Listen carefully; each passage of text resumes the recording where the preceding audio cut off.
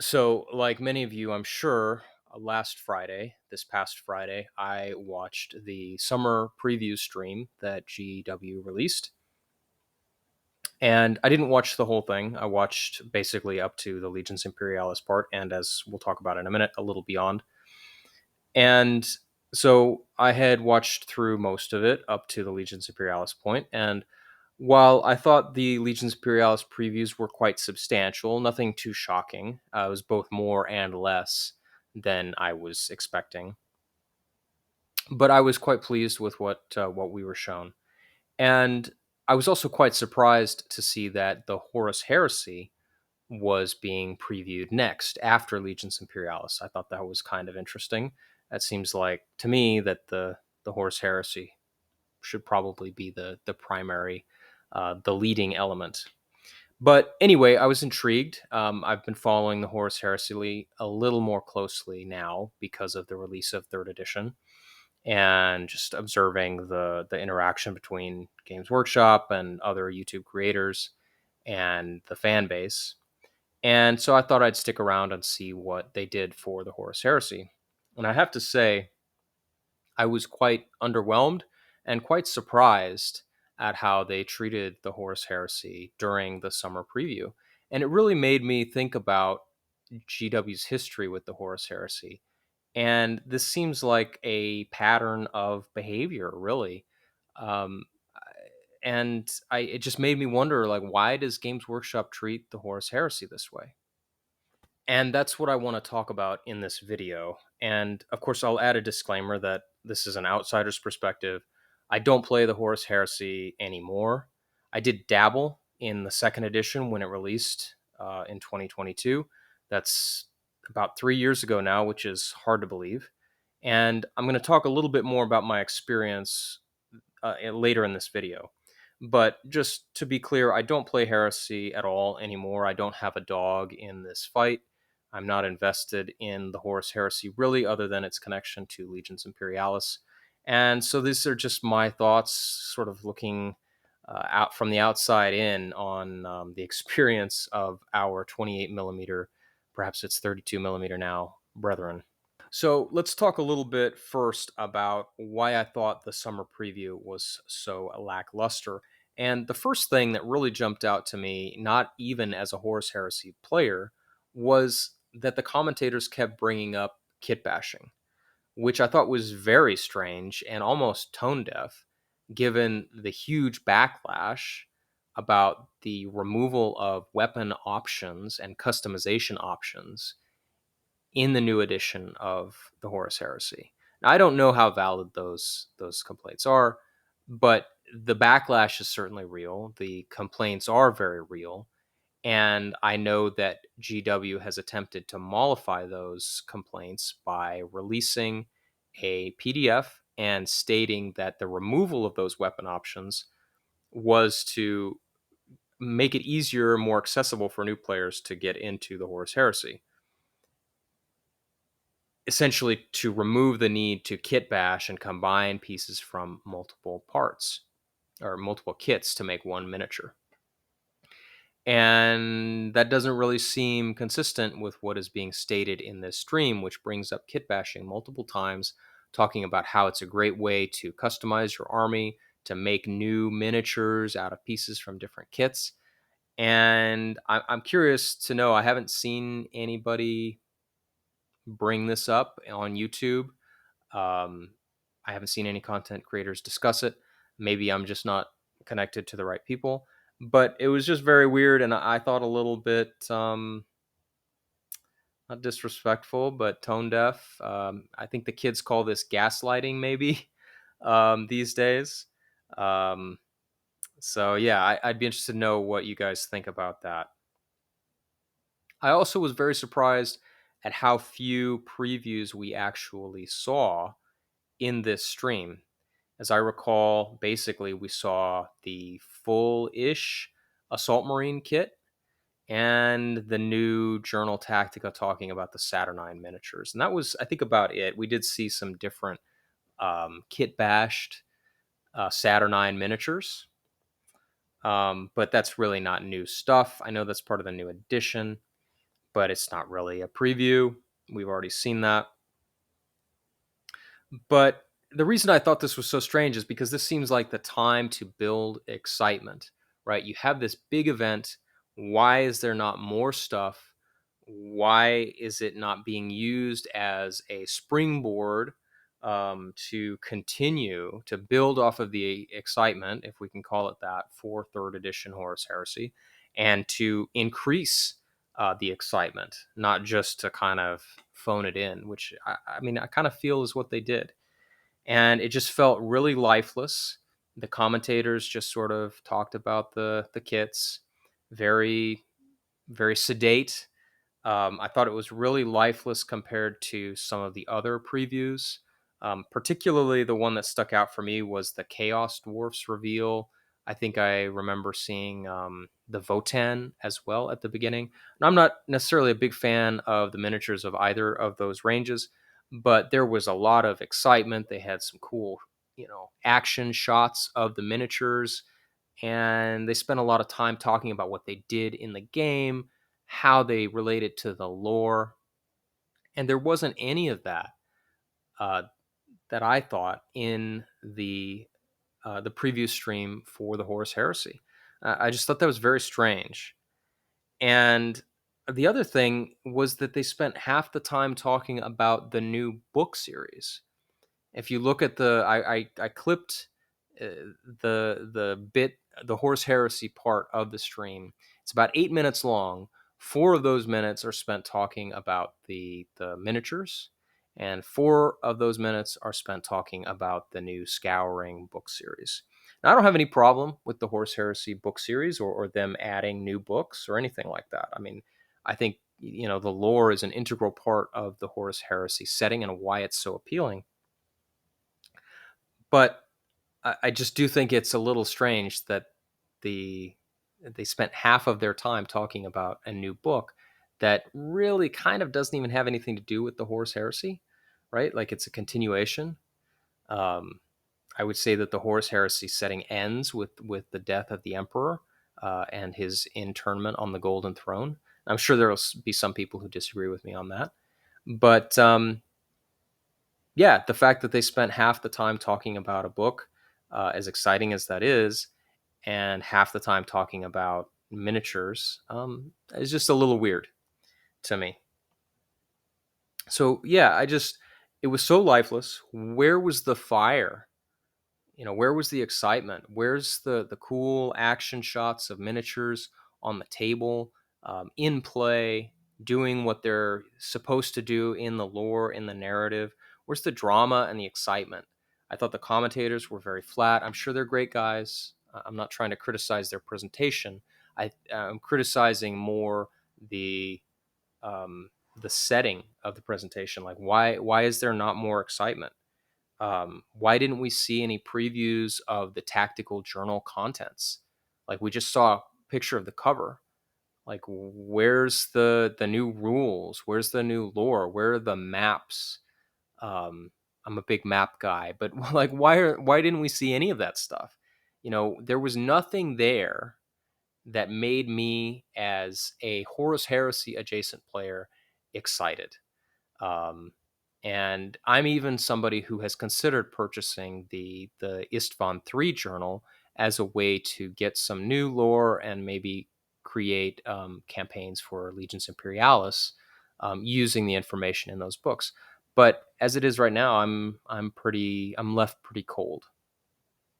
I don't know how the actual Horus Heresy players are. Maybe it's more exciting to them. Um, why don't we have audio clips from the audiobook of the new novel? Maybe it's not ready yet, but I mean, wouldn't that be great? Like we could hear Gulliman and Dorn arguing, like is shown on the cover. Like that would be exciting. That would make me want to go buy this book. Right now, I see a book series that seems kind of like a cash grab, to be honest with you. Um, the Horus Heresy novel series has ended, and now they need and want something to continue that path with continuously putting out novels. And it sort of made me think, like, are we going to get novels from the 31st millennium all the way up to the 41st. Like we're getting the Scouring, then what's next? The War of the Beast, and then on and on and on.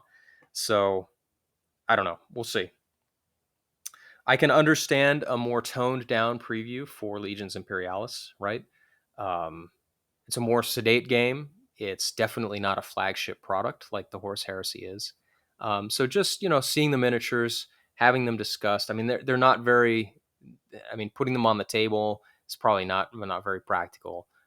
I mean, maybe we could see some action shots, but what I'm trying to say is that Legions Imperialis is a secondary or even a tertiary game for Games Workshop.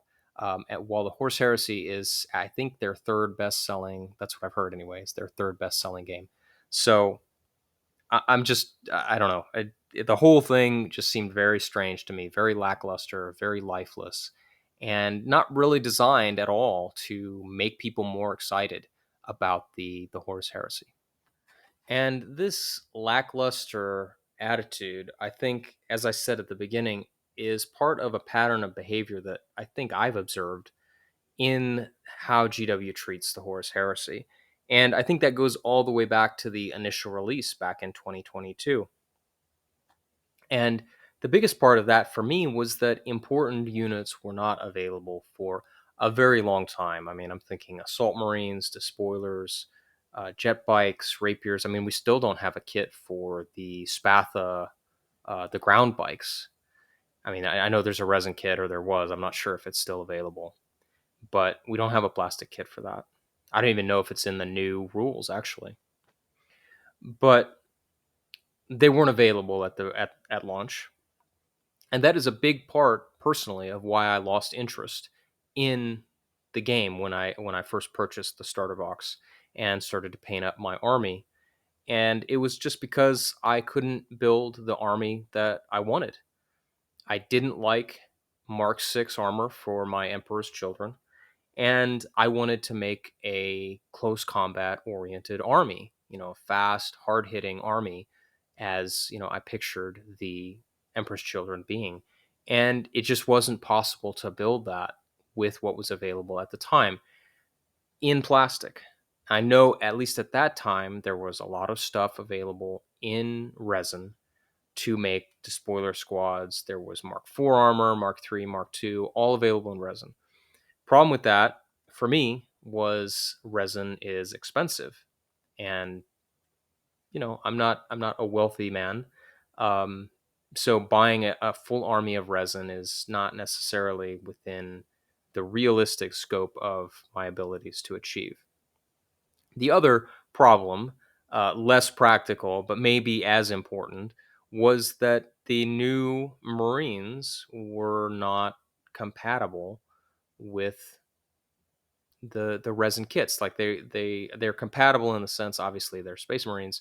They're not compatible in the sense that the resin stuff is differently scaled than the new Space Marine kits.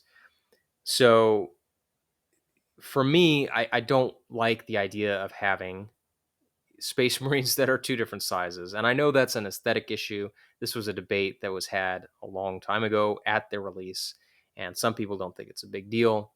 Um, you know, I do personally, like I'm very particular about my miniatures, especially at that scale, 28, 32 millimeter. I mean, aesthetics are the whole point, right? That's why, I mean, you play a miniatures game, is you're able to have the miniatures and customize them and see them and have them be how you want, how you envision them in the fiction of the setting. And I guess now that I think about it, there were plastic kits for Mark III and Mark IV, but again, they were in the scale of the original Space Marines before Primaris, right? And so they were not in scale with the new Space Marine kits. So there's not the resin issue, still the scale issue. And I think personally, for any miniatures game, there's three pillars of appeal, and that's the aesthetics, the rules, and the lore. The lore. And I think you can get away with missing one of those things or not liking one of those things. But if you don't like two of them, then what are you playing this particular game for? And for me, I'm a big fan of the Warhammer setting, the Warhammer lore. I mean, that's what GW has just made their money off of. I think for the last 20, 30 years is they have a great setting that they've put together, and they've just been able to mine that for their profit. And for me, the Horus Heresy at release, the aesthetics were not there. Combine that with the inability to build the army that I wanted to build. The rules, I've never been a big fan of the Horus Heresy rules. Maybe I'll make another video talking about why. But suffice to say, it's not my favorite game. And then, of course, you have the lore. So for me, I'm missing the rules and the aesthetics out of those three pillars that I just named. So, and that's kind of why I stopped playing. Was I got tired of not having the stuff that I needed to build an army, and I just didn't enjoy playing the game enough to keep me invested in the system. And there's more too. This whole move to plastic has really, I think, destroyed the diversity in the game. And I'll give you a couple examples. In the resin kits, there were all of these different variants and versions of, I think, particularly the heavy weapons come to mind. You had like Ryza pattern las cannons, Ryza pattern plasma cannons, Soul pattern versions, all with a different aesthetic and look. Like some were handheld, some were shoulder mounted, some were just slung, and that was part of the appeal of the game. There's no longer the unique dreadnoughts. They still have the torsos, I know, but you can't get the arms or the legs anymore. And kitting out and customizing your miniatures is a huge draw, I think, for anybody, but I think especially in the Horus Heresy. And moving over to plastic, well, I know it makes it more accessible. It removes the barrier to entry in terms of price that I talked about before, but it also is cutting down on what makes the Horus Heresy special, I think, because the Horus Heresy involves such vast armies from such disparate parts of the galaxy. I think it's really appealing to be able to have a different pattern of las cannon in my army than in the pattern of las cannon than is in my friend's army, because I don't know, maybe my army comes from a world that is closer to this particular forge world, and his comes from is closer to that particular forge world. And that's part of the narrative of the game that you build when you put your army together. Now, the other good thing about moving to plastic is that we get vehicles that are not in resin. And I personally haven't experienced this, but I do know from secondhand conversation that vehicles were a huge problem when they were made in resin for the Horus Heresy by Forge World. And it's always been a bit of a mystery to me why Forge World is such a huge resin producer and they constantly have these problems. But all their kits, from what I understand, had major issues with warping. I think especially the tracks were particularly troublesome. Resin is fragile, and so getting these kits in plastic is definitely a step ahead. I feel in a way that the baby has gone out with the bathwater in some sense. And at the release too, why didn't we have multiple timeline appropriate marks of armor? Again, this is an old debate about Mark 6 that I'm not going to get into. But why didn't they have Mark 4? Why not Mark 3 or Mark 2? Um, Everybody knows that Space Marines are the cash cow for Games Workshop. Why is there a concern about whether or not they would sell or cannibalizing sales? I mean, everybody would have bought those kits, and I think everybody knows it, and it's just a little strange to me. And it just shows, I think, Games Workshop's attitude towards the Horus Heresy. Maybe this is universal, but particularly to the Horus Heresy, where they've sort of been doling out the content for this game over the past 3 years, and it just mystifies me continually.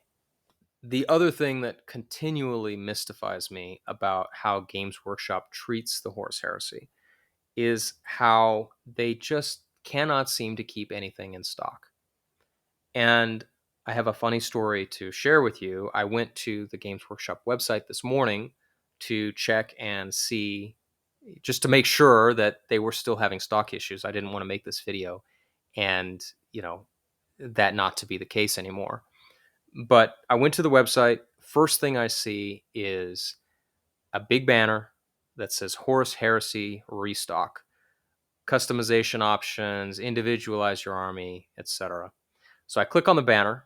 This is like by magic, right? Like I'm going here specifically to look for, you know, items that are in stock for the Horus Heresy. And here's this banner talking about restock.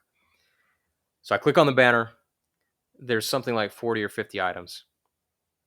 I scroll through, and almost like something out of a comedy show, almost everything is out of stock. And it's just unbelievable. Now, you could say, well, Charlie, people have clearly been going to the website and purchasing these items, and that's good for GW. That shows that the Horus Heresy is, a desired commodity, all these things, et cetera, et cetera. But my point is that it's still out of stock. Like, they could be literally printing money. Well, not literally, but almost literally printing money, right? And they still can't keep stuff in stock, even when they've specifically made a big announcement about how all of this stuff is now back in stock. Now, to be fair, I don't know how long that's been up. I haven't seen it the last couple times I went to Games Workshop's website, so I can't believe that it's been up very long. But regardless, it's just like I said before, like a comedy show, like a bit out of a comedy show where I go to a restock page and everything is out of stock. So why is this a problem? Well, it's a problem because people can't buy what they want. And, if you wanted to go buy a Horus Heresy army right now, a fully fleshed out, like rapiers, tarantulas, the specific mark of armor that you want, customized dreadnoughts, maybe a Primarch, all this stuff, you just can't do it. And as I said before, instead of essentially printing money, Games Workshop is driving people to printers and recasters. And as I said in the last segment, this is one of the reasons why I just didn't get into the Horus Heresy, because I couldn't get what I wanted. I'm not a 3D printer. I don't have time to develop any expertise in that. I don't like the idea of buying recasts. And so I just stopped playing. And I don't know how many people have shared that experience, how many people across the world do. I just know that if it's out of stock, GW is missing out on money that they could be earning. And I'm not a logistics guy, I'm just I'm just some guy on YouTube, right? I'm not a corporate bigwig. I don't have a multi-million-dollar company. But it just seems very strange to me that you would have a product that people want and you wouldn't make it available.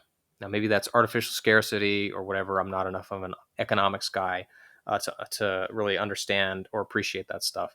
But to me, it just makes zero sense. And yeah, it's just another example of how I think Games Workshop seems to be doing the Horus Heresy wrong. So let's compare that to Legions Imperialis, right? Now, Legions Imperialis definitely had some stock issues when it first released, which was a little more than, it's about a year and a half now, I think. I definitely remember there were some stock issues at the beginning, but I think those were fairly quickly resolved. And now you go to the Games Workshop website, you go to the Legions Imperialis section, you can buy, I think, anything you want. I think I saw maybe one or two things that were out of stock. You can buy whatever you want. Now, of course, there's going to be some people who say, well, that's because nobody wants Legions Imperialis. Okay, there's not really, I don't think, any way to corroborate that without looking at Games Workshop's sales figures. But for our purposes, the point is that I can go right now to the Games Workshop website and I can buy any Legions Imperialis army I want. I can fill it out. The other great thing is that there's tons of options. I can buy an infantry box. I've got dreadnoughts. I've got terminators. Got assault marines. Now, of course, you only get a few of those per box, which is a fair criticism. But the options are there. I could buy any tank I want. Um, I could buy Titans. I can buy weapons for the Titans, and so I can actually go to the Games Workshop website and start playing Legions Imperialis today if I wanted to. And in general, as we saw in the preview, I think Games Workshop has released a very solid line of products for Legions Imperialis. I think the miniatures on the whole are great. I know there were some complaints about the undercuts for the Space Marine miniatures. That's probably the subject for another video. However, on the whole, especially the vehicle miniatures, are fantastic. The Titans, of course, are great. Um, we get fairly consistent releases. We haven't had a new campaign book, I will admit, but we've had consistent releases that genuinely expand the capabilities of the armies that are available. And it's only been a year and a half, and we already have 3 basically fully fleshed out factions. Now, there are some missing options here and there, but I think it's fair to say that the Astartes, the Solar Auxilia, the Mechanicum have a very robust range of options to choose from.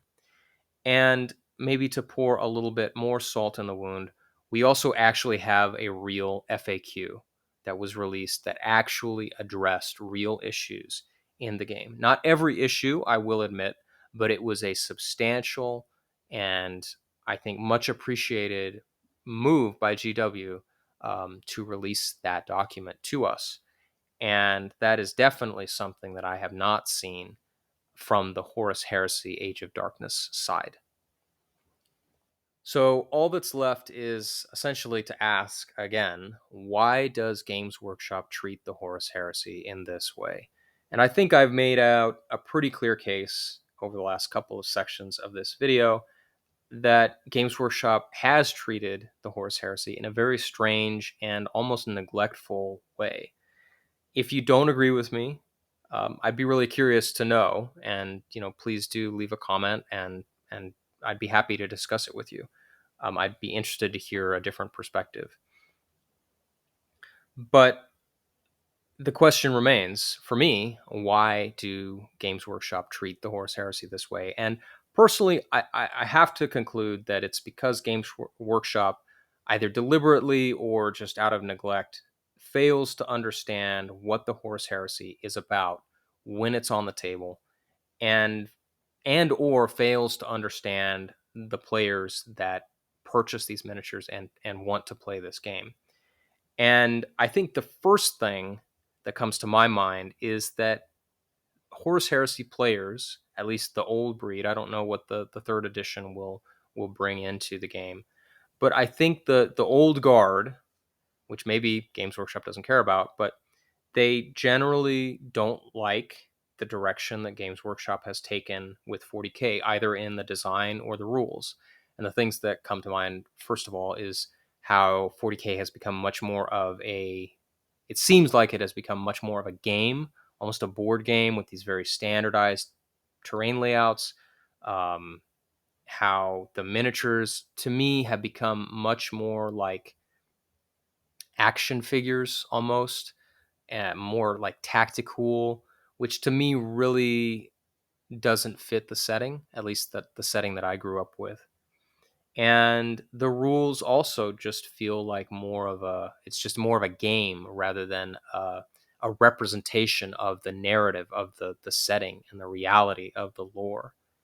And I think I would hazard a guess that most people who play the Horus Heresy, or who did, around the time of the release of the second edition and before, would agree with me. And I think the other thing to keep in mind too is that part of that is about the Space Marines, right? People like Space Marines. Everybody knows that Space Marines are the big ticket item for Games Workshop. And The people who play the Horus Heresy, I think, like how Space Marines were before the Primaris.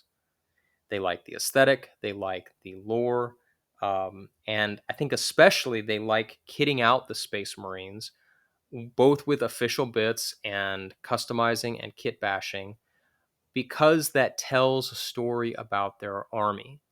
It lets them personalize it in a way that encourages and develops the narrative. My army comes from this place, they fought in this campaign, they have these weapons, as I mentioned before, because they come from near this forge world, or they have this fighting style, so they use these weapons, and so on. And by giving players the ability to do that, you are encouraging investment and encouraging the development of that narrative, which I think Horse Heresy players really like. It tells a story, and people like the story of the Horus Heresy. Clearly, I mean, it has a 55 novel series. I mean, the end of the series, the end of the story, is its own series. I don't even remember how many books are in the Siege of Terra, but there's a lot. And then the actual end is 3 giant books from Dan Abnett, right? So it's just incredible, how much people like the story of the Horus Heresy. And people like the fantasy of fighting those battles in the Horus Heresy. These, and it's different from, or it was different from 40K, because 40K, the resources of the Space Marines were much more limited, right? They're these technologically regressed warrior knight monks. And in the Horse Heresy, they are much more soldiers. They have vast resources. They have all this technologically advanced equipment. They're tactically proficient. They use generally techniques and tactics that are more modern, that are more military rather than the more medieval tactics I've seen with the Space Marines in 40K that at least I grew up with.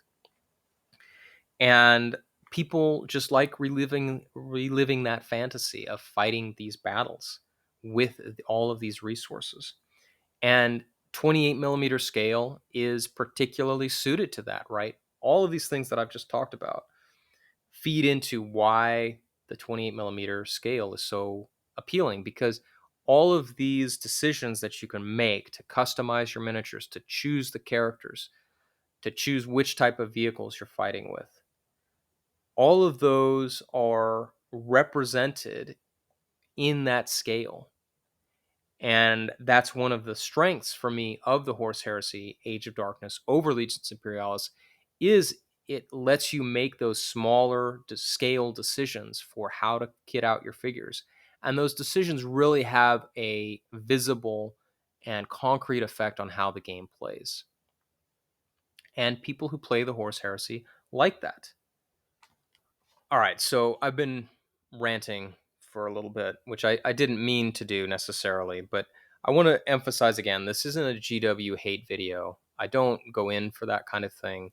This is more just expressing my confusion about how Games Workshop has treated Heresy and my perspective, how I've seen them treat Horus Heresy. And it's just that I'm repeatedly surprised and amazed at how they continually seem to fumble things. It just doesn't seem that hard um, to give people what they want. And I've just listed off a bunch of things, but let me summarize it really quickly. What do people want about the Horus Heresy? In my opinion, people want the ability to create Space Marine armies that they can customize to fit their own individual story slash fantasy slash narrative, and combine that with rules that make those choices meaningful. Why doesn't GW do that? I don't know. Is it because they actually can't? They deliberately won't? Or just because they simply don't know how? I'll leave that to you to decide. Let me know down in the comments what you think about all of this. I hope you enjoyed this a little more abstract video from me. If you did, like, subscribe, all of that YouTube stuff, and I'll see you in the next video.